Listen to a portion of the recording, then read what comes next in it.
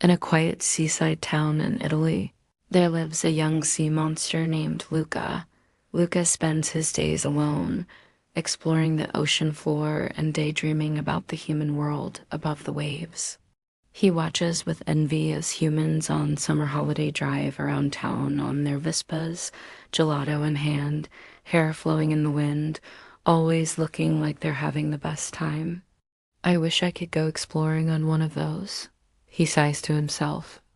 Luca has never been to the surface of the water before, so he doesn't know what to expect. But he longs to see what life is like up there. The other sea monsters tell stories of the humans up there, how dangerous they are, how they fish for sea monsters to eat them. So Luca is afraid to go up to the surface, but his curiosity gets the better of him, and he wants to find out for himself if these stories are true. One summer morning, while walking along the seabed, Luca sees a daring sea monster boy dry off on a rock. This boy is Alberto. Alberto has been to the human world many times before, and he knows how to change into a human. Luca is shocked. At first he thinks Alberto is lying, but then he decides to find out for himself. Luca dries himself off on the same rock and poof, just like Alberto, he turns completely human. Overjoyed, Luca and Alberto immediately become best friends and decide to go exploring together. They sneak into town and discover all sorts of amazing things.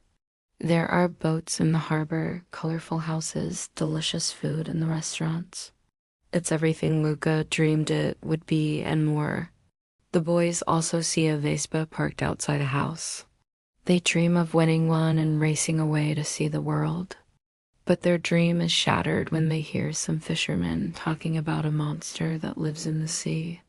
Just like the other sea monsters, Luca and Alberto try to hide from the fishermen, but soon they realize that the fishermen aren't looking for sea monsters to eat them. Instead, they want to catch and kill a mythical sea monster called a sea monster. Luca and Alberto have never seen a sea monster before, but they don't want to find out. The boys run away and hide in an old, abandoned house. They feel sad and lonely until a kind human girl named Giulia finds them.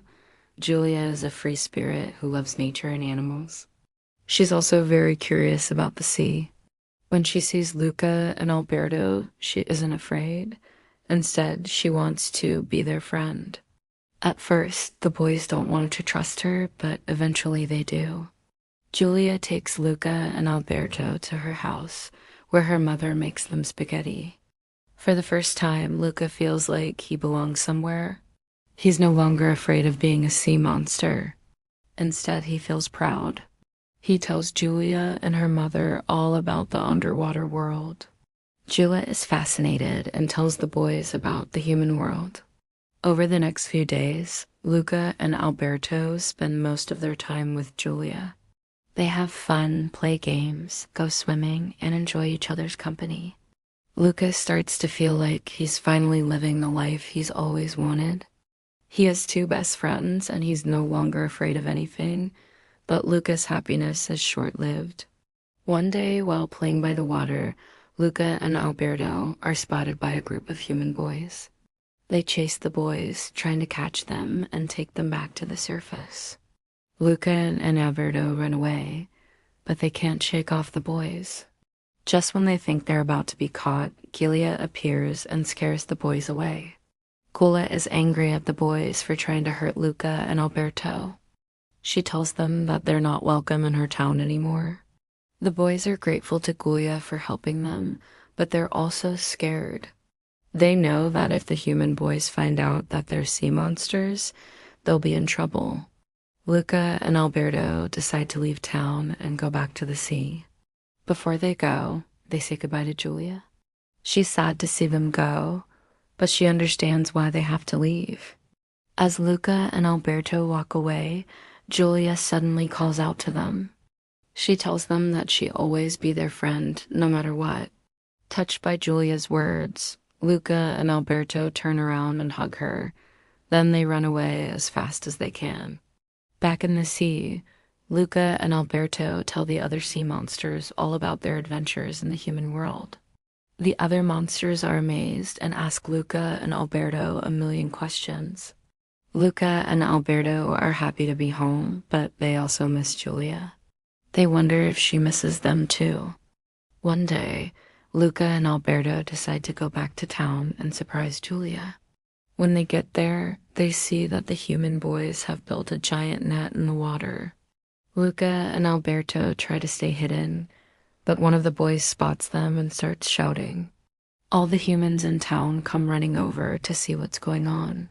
Luca and Alberto are scared, but before they can run away, Giulia appears.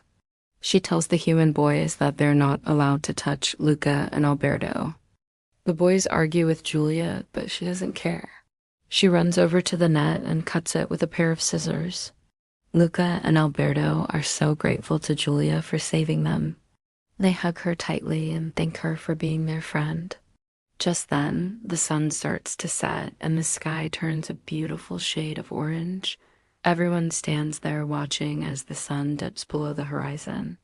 Luca looks around at all the humans and sea monsters gathered together. He realizes that the world is much bigger and more beautiful than he ever imagined. Suddenly, Luca feels brave. He steps forward and introduces himself to everyone.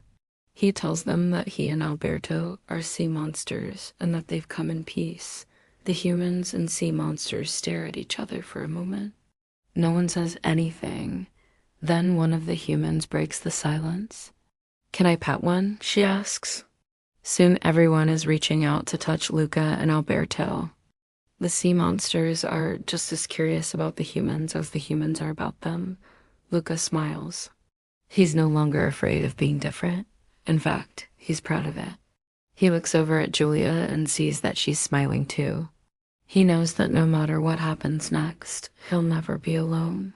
He has Giulia and her family, as well as the other humans and sea monsters who have become his friends. Just then, a group of kids come running over to Luca and Alberto.